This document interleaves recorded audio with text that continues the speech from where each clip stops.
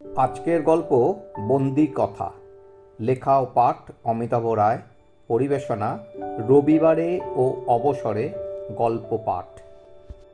31শে December 2021। এই ফ্ল্যাটে আসার প্রথম দিনের প্রতিজ্ঞা মেনেই প্রতি বছরের মতন রিঅ্যাপার্টমেন্টের ছাদটা আলোর মালায় সাজানো হয়েছে। প্রত্যেক অধিবাসীরা নতুন বর্ষবরণের উৎসবে মাতোয়ারা। খাওয়া, নাচ, গান, কবিতা আর হাততালিতে কখন যেন সময় দ্রুত ছুঁয়ে ফেলেছে নতুন বছরের প্রথম ক্ষণটিকে। রাত ঠিক 12টা।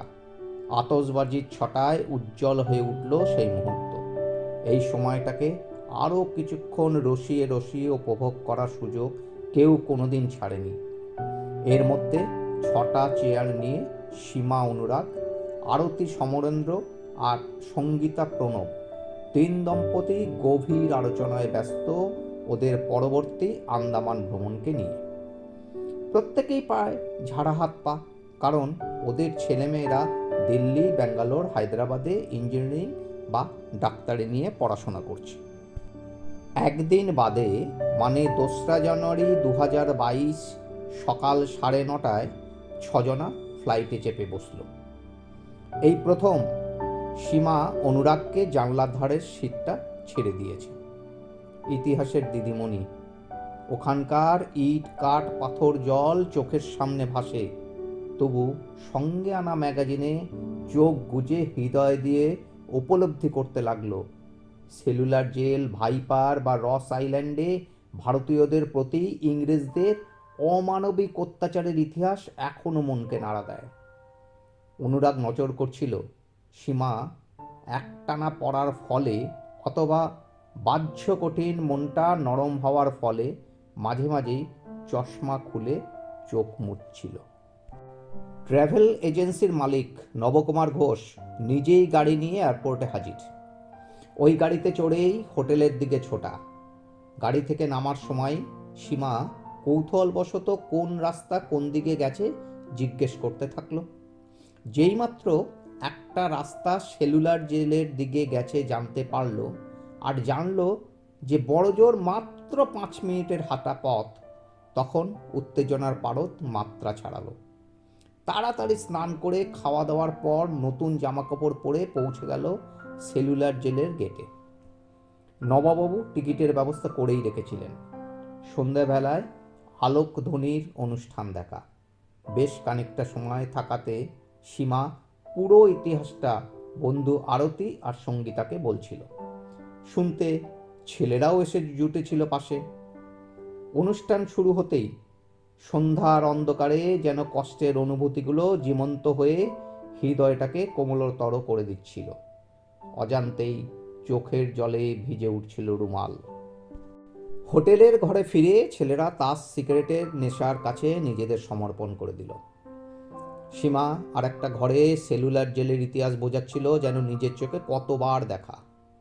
আলো আঁধারির খেলায় মন ভরেনি। দিনের আলোয় ইতিহাসকে ছুতে যাওয়ার ভীষণ তাগিদ। তাই পরদিন সকালে ফাঁসির ঘর, বেত্রাঘাতের স্থান, আর্ট গ্যালারি ইত্যাদি দেখার পরও আবার বীর সাভারকারের বন্দিকুটির সামনে হাজির সবাই। এক সময়ের রাজদ্রোহী, আজও মরণোত্তর হিরো। গড়াদে হাত ছোঁয়ালেই যেন এক অদ্ভুত অনুভূতি গ্রাস করে। কয়েকজনের নিঃশব্দ সংগ্রামে আজ কতজন স্বাধীনতা ভোগ করছে। দেশটাকে যেন নতুনভাবে ভালোবাসতে ইচ্ছে করে। আরও কিছু দর্শনীয় স্থান ঘুরে, মার্কেটিং করে, রাতের খাওয়ার খেয়ে হোটেলে ফিরে আসার পর সেই একই দৃশ্য। ছেলেরা একটা ঘরে তাস খেলা আর সিগারেটের ধোঁয়া ওড়ানোয় ব্যস্ত। আর একটা ঘরে মেয়েরা গভীর বিষয় নিয়ে বিতর্ক নয়, সমমানসিকতায় আলোচনায় ব্যস্ত। সীমা হঠাৎ সাবিত্রী বৌদিকে নিয়ে কথা তুলল। ওদের পাড়ারই মেয়ে এবং বউ, সীমাদেরই সমবয়সী। বন্ধুরা সব সদ্য বিয়ের পর এক জায়গায় থাকবে বলে একটা ছোট্ট কমপ্লেক্সের ভেতরে ফ্ল্যাট নিয়েছিল। 1 বছর পর সাবিত্রীর বিয়ে হয় ওখানকার মিউনিসিপ্যাল কমিশনারের ছেলের সাথে। ওই 1 বছরের সবার মধ্যে দারুণ হৃদ্যতা হয়ে গিয়েছিল। কিন্তু বছর ঘুরতে না ঘুরতেই ওর স্বামী মোটরসাইকেল অ্যাক্সিডেন্টে মারা যায়। তখন সাবিত্রী আসন্ন প্রসবা। মা সন্তান দুজনেরই নামে অপয়া ছাপ পড়ে গেছিল। ওর বাপের বাড়ির লোকেরাও মুখ ফিরিয়ে নিয়েছে। সাবিত্রী ওই বাড়ির একমাত্র বংশধরকে নিয়ে শ্বশুর বাড়িতেই থাকে, যদিও সঠিক ঘটনা কারোরই জানা নেই। তবে লোকে বলে অল্প বয়সী সুন্দরী বিধবা বলে ওর বাড়ির বাইরে যাওয়ারও অনুমতি নেই। আরতি হঠাৎ খুব উত্তেজিত হয়ে ওঠে। গৃহিণীদের কেন আলাদা কোনো গুরুত্ব থাকবে না? কেন অনেক পুরুষেরাই মহিলাদের কেবলমাত্র ভোগের সামগ্রী মনে করবে? কেন পুরুষেরাই অভিভাবক হিসাবে শেষ কথা বলবে? ইত্যাদি ইত্যাদি অনেক প্রশ্ন যেন আগ্নেয়গিরির মতন উগড়ে দিল। সীমা আর সঙ্গীতা অবাক হয়ে শুনছিল। এই আরতিকে ওরা যেন চেনে না। আরতিও ওদের মতামতের কোনো ধারও ধারেনি। আসলে আরতি একসময় ব্যাংকার ছিল। সমরেন্দ্র খুবই ভালো চাকরি করত। মেয়েকে দেখাশোনার জন্য বিশেষভাবে সময় দিতে হতো, তাই নির্দ্বিধায় চাকরি ছেড়ে দিয়েছিল। আজ মেয়ে বড় হওয়ার পর এটা আফসোসের জায়গা কিনা, বন্ধু হিসেবে অন্য দুজন এ ব্যাপারে একেবারেই অজ্ঞ। যাই হোক, আরও 7টা দিন ভ্রমণের বাকি দর্শনীয় স্থানগুলো দেখল। হ্যাভলক বা নীল আইল্যান্ডের ভ্রমণ সাবিত্রীর প্রসঙ্গ মন থেকে দূরে সরিয়ে দিল। অনেক অনেক দুর্দান্ত স্মৃতি নিয়ে সবাই বাড়ি ফিরে এলো। এক রবিবারে 3 বন্ধু সিনেমা দেখে শহরের মলে মার্কেটিং করে ফিরছিল। সাবিত্রী নিজের ঘরের গ্রিল ধরে দাঁড়িয়ে উদাস চোখে আকাশ দেখছিল।